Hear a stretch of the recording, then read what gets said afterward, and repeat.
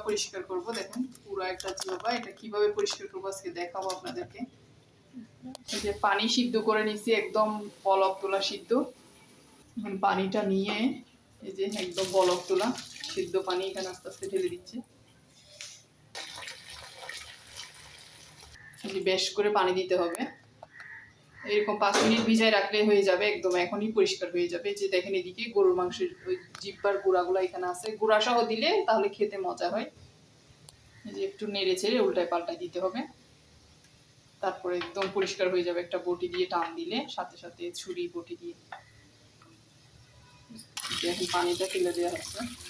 এখানে এখন একটা বটির মধ্যে এভাবে একটু করে টান দিলে দেখবেন যে পরিষ্কার হয়ে যাবে। এই যে একটু টান দিলে ছাপ পরিষ্কার হয়ে যাবে। এই যে দেখেন কত সুন্দর করে উঠে যাচ্ছে। এমনিতে টান দিলে উঠে যাবে, হাতে ধরে এভাবে টান দিলে খুব সুন্দর করে পরিষ্কার হয়ে যাবে, কিচ্ছু করতে হবে না। দেখেন কত সুন্দর করে পরিষ্কার করা যাচ্ছে, একদম সহজ। দেখেন কত সুন্দর করে খুলে আসতেছে।